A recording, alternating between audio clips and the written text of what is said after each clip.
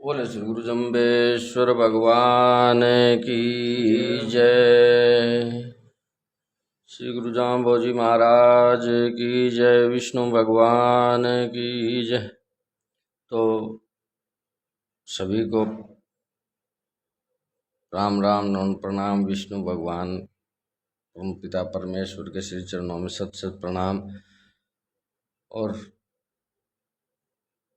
आज शब्दवाणी का चौथे पार्ट में गुरु जाम्बोजी महाराज के पहला शब्द जो उच्चारण किया उस समय जब वो शानिया बैठा, जब वो दीपक जलाए और उसको पर्चा दिया, उसके बाद ये पहला शब्द उच्चारण किया और सारी जनता को, वहाँ जितने लोग बैठे थे, उनको समझाने के लिए, उनको बताने के लिए कि गुरु किसे बनाए, कौन गुरु है। तो पहला शब्द इस प्रकार है। ओम गुरुची ने पुरोहित गुरुमुख धर्म बखानी, जो गुरु होय बासै जैसी ले सब देना देवे देती ही गुरु का अलंकार पिछाणी। छव दर्शन जी ही के रूपण थापण संसार बर्तन निज कण थरप्या, सो गुरु प्रत्यक्ष जानी जी ही के खरतर गोठ निरोत्तर वाचार्य रुद्र समाणी। गुरु आप संतोषी अवरा पोसी ततो महारस बाणी, के अलिया बासन हो तु तासनता में सिर दीजू रसवन गोरस घी न लियूं, तहाँ दूध न पानी गुरु ध्याई रे ज्ञानी तोड़त मोह अति गुरसाणी। छिचत लोहा पानी छल तेरी शाल पखाला, सतगुरु तोड़े मन का साला। सतगुरु है तो सहज पिछाणी, कृष्ण चरित बिन काचे करवे रहो ना रही पानी। हरिओम विष्णु। तो इसमें गुरुची ने पुरोहित, इसका मतलब श्री गुरु जम्बेश्वर भगवान ने जनता को संबोधित करते हुए कहा, हे नागरिकों, आप लोग अपना कल्याण चाहते हो तो हितोपदेष्टा गुरु की पहचान करो, जो तुम्हारा हित करे उस गुरु की पहचान करो। तथा पुरोहित से भी कहा कि तुम भी अपना अज्ञान मूलक कार्य छोड़कर सतगुरु के कथनानुसार कार्य कर। जो मानव परमात्मा की प्राप्ति के लिए सतगुरु की को खोज कर उनके कहे हुए मार्ग पर चलता है, वह परम पिता परमात्मा की प्राप्ति कर सकता है। गुरु मुख धर्म बखानी, सतगुरु के मुख से वास्तविक धर्म की व्याख्या होती है। एक साखी में कहा है कि और गुरु और जम्ब गुरु में अंतर हंस अरु काग, अर्थात सात्विक स्नान जप यज्ञ आदि शुभ कर्मों के उपदेशक श्री जम्बेश्वर भगवान हंस स्वरूप है, तथा अन्य भूत प्रेतों के मंत्रों को बताने वाले अथवा स्नान यज्ञ आदि उत्तम कर्मों को छुड़ाकर केवल निर्गुण की उपासना बताने वाले गुरु काग स्वरूप है। क्योंकि भूत प्रेतों के मंत्रों से तो किसी भी प्रकार भी अच्छी गति नहीं होती, तथा वेद शास्त्रों द्वारा वर्णित शुभ कर्म स्नान यज्ञ जप प्राणायाम आदि किए बिना अज्ञानी व्यक्ति की निर्गुण में स्थिति होना असंभव है। अतः ऐसे व्यक्ति की भी अधोगति ही होती है। जो गुरु होय बासै जैसी ले शब्दे नादे वे देती ही गुरु का अलंकार बिछाणी। सतगुरु के लक्षण बताते हुए श्री जम्बेश्वर भगवान ने कहा कि जो गुरु स्वभाव से वैदिक शास्त्रों में वर्णित धर्म को प्रिय शब्दों के द्वारा युक्त पूर्वक शिष्यों को बतावे तथा स्वयं भी आचरण करे, वही सतगुरु है। सतगुरु की बुद्धि स्थिर होनी चाहिए। जैसे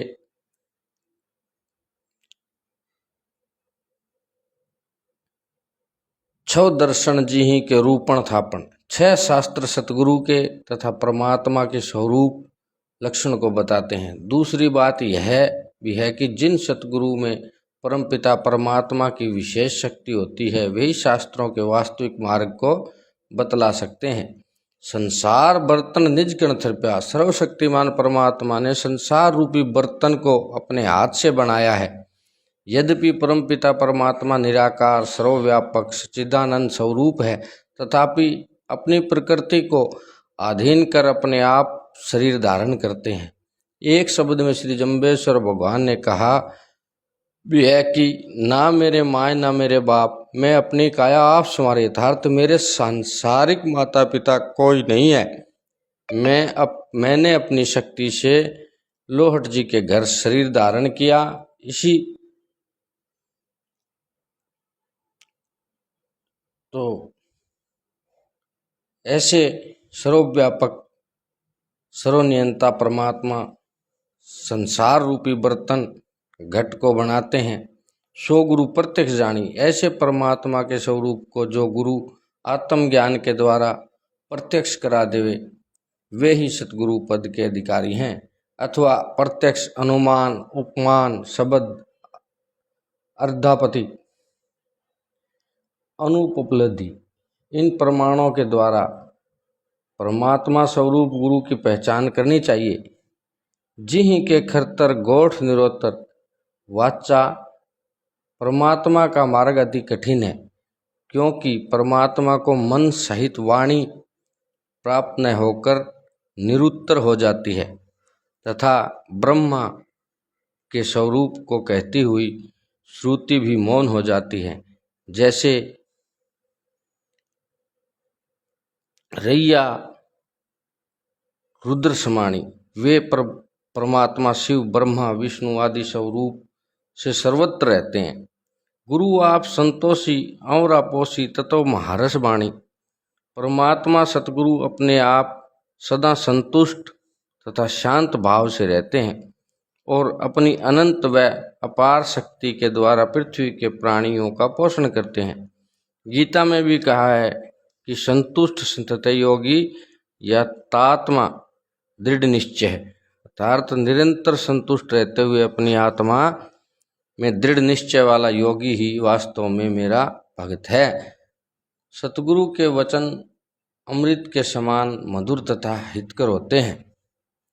के अलिया बासन हो तुता सनता में सिर दीजूं, जिस प्रकार मिट्टी के कच्चे बर्तन को अग्नि में पकाकर शुद्ध तथा शक्तिशाली बनाकर उसमें दूध दुहा जा सकता है, उसी प्रकार अनेक जन्मों के पापों से अशुद्ध अंतकरण वाला व्यक्ति भी हवन, जप, प्राणायाम आदि से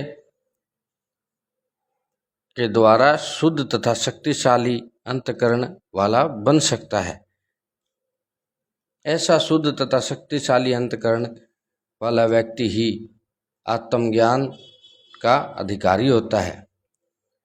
रसवन गोरस घी न लियूं तहाँ दूध न पानी, श्री जम्बेश्वर भगवान ने आगे पुरोहित से कहा कि हे पुरोहित, जिस प्रकार छाछ, मट्ठे, खाटो में से घी निकालना असंभव है, उसी प्रकार रजोगुणी तमोगुणी भक्ति से, देवी अथवा भूत प्रेतों की सकाम भक्ति से आत्मज्ञान मोक्ष पाना असंभव है। घी की प्राप्ति दूध अथवा दही से ही हो सकती है। उसी प्रकार परम शांति की प्राप्ति स्नान, यज्ञ आदि शुभ कर्म पूर्वक विष्णु भगवान के जप, ध्यान आदि के द्वारा ही हो सकती है। गुरु धैर्य ज्ञानी,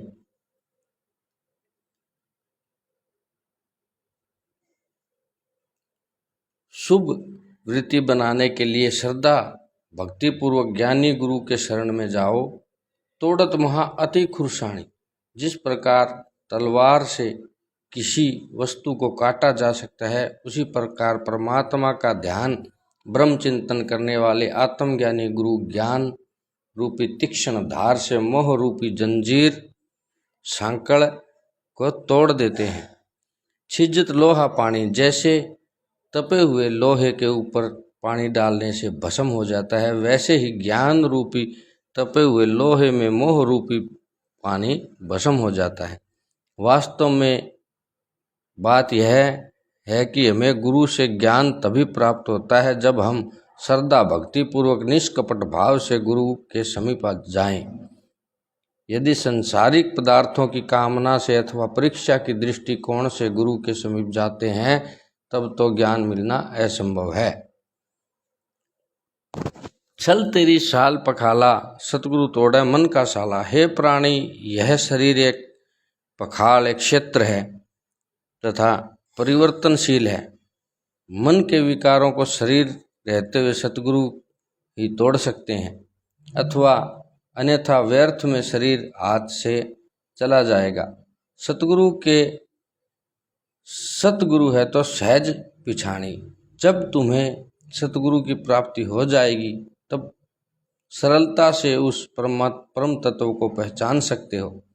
दूसरा अर्थ है कि सतगुरु की यह पहचान है कि वे सहज अवस्था में रहते हैं, सांसारिक कार्यों में उनकी बुद्धि आसक्त नहीं होती, अर्थात सांसारिक व्यक्तियों को उत्तम मार्ग बतलाते हुए भी संसार को सौपन के तुल्य समझते हैं। कृष्ण चरित बिन काचे करवे रहो न रईसी पानी। परम पिता परमात्मा की अलौकिक शक्ति के बिना कच्चे धागे से, कच्चे घड़े में, कुएं से पानी कभी नहीं निकाला जा सकता तथा न निकाला जा सकेगा। अतः उस परमात्मा में श्रद्धा रखकर सकाम रजोगुणी भक्ति व ढोंग करना छोड़ दो। तदुपरांत श्री जंबेश्वर भगवान को नमस्कार कर अपने घर को पुरोहित चला तथा विष्णु भगवान की स्तोगणी भक्ति करने लगा। बोले श्री गुरु जंबेश्वर भगवान की जय।